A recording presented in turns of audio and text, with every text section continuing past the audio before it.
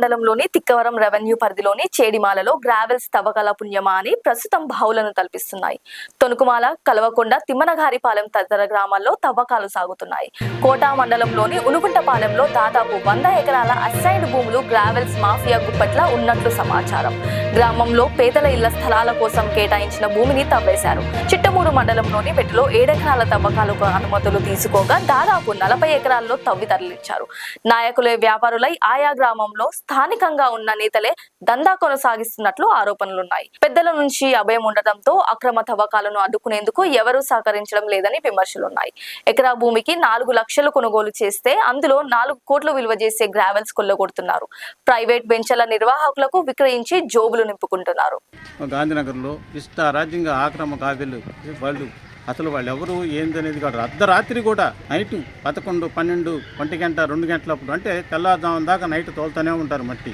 కానీ దీనిపై అధికారులు ఈ డిపార్ట్మెంట్ రెవెన్యూ డిపార్ట్మెంట్కి తెలుసో లేదో లేకుంటే వాళ్ళకి ఎంత లంచాలు పడుతుందో మాకైతే తెలియదు. కానీ ఆక్రమ కావ్యాలు తోలుతుంటే అటు రాజకీయ నాయకులు కావచ్చు లేదంటే అధికారులు కావచ్చు ఎందుకు మీరు కళ్ళు మూసుకుంటున్నారో ఎందుకు చూసి చూడటం ఇస్తున్నారో మాకైతే అర్థం కావట్లేదు. ఇప్పుడు మరీ అంత దారుణంగా తోలుతున్నారు. ఏంటో చిలకూరులో మన కలువకొండ దగ్గర అయితే ఆ కొండ అసలు పూర్తి కనబడకుండా పోయి ఉండదు. ఎట్లా అంటే అక్కడ ఒకసారి వెంకటేశ్వర స్వామి దేవస్థానం ఉంది. ఆ దేవస్థానం చుట్టుపక్కల మొత్తం గ్రామస్తులు కూడా ఎంతో ఇబ్బంది పడుతున్నారు.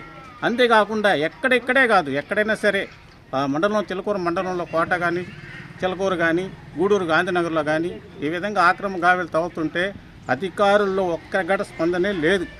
అటు కాకుండా ఈ రాజకీయ నాయకుల ప్రోద్బలంతో ఇష్టంగా ఆక్రమ కావ్యాలు తవ్వుతుంటే మనకి జోబులు నింటుకొని దాచుకునే సామెతలో ఉన్నారు. కాబట్టి ఇది పద్ధతి కాదు. అధికారులకు మీరు చెప్పేది ఒకటే, మీరు ఆక్రమ కావ్యాలు ఎవరన్నా ఒక ట్రాక్టర్ మట్టి తోలుకోవాలంటే 1000 రూపాయలు ఇవ్వాలా. ఎందుకని మీకు ఎందుకు ఇవ్వాలా? గవర్నమెంట్ మట్టిని తోలుకోవడానికి 1000 రూపాయలు వాళ్ళకి కట్టాలంట. అదేమంటే ట్యాక్స్ చేసినంట.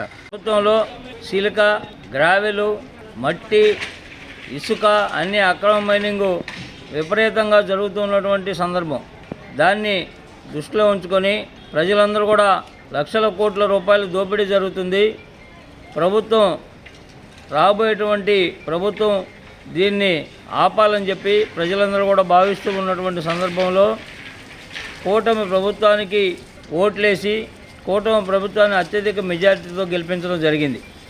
కూటమి ప్రభుత్వంలో ఉన్నటువంటి పెద్దలందరూ కూడా ఎన్నికలకు ముందు హామీల్లో భాగంగా మేము ప్రభుత్వం అధికారంలోకి వచ్చిన వెంటనే దీన్ని నిరోధిస్తాం, అక్రమ మైనింగ్ని ఆపేస్తామని చెప్పడం జరిగింది. కానీ దానికంటే 100 రెట్లు అక్రమ మైనింగ్ జరుగుతూ ఉంది. చిల్లకూరు మండలంలో ఇవాళ గ్రావెల్ తవ్వకాలు విపరీతంగా జరుగుతున్నాయి. కోట్ల రూపాయల దోపిడీ జరుగుతుంది. దీన్ని వెంటనే ఆపాలని చెప్పి మేము ఈ ప్రజలందరూ కూడా భావిస్తూ ఉన్నటువంటి సందర్భం. దీన్ని ఖచ్చితంగా ఆపాలని చెప్పి తెలియజేస్తూ ఉన్నాను. లైక్ చేయండి, షేర్ చేయండి, సబ్స్క్రైబ్ చేయండి. మరిన్ని వీడియోల కోసం బెల్ సింబల్ పై క్లిక్ చేయండి.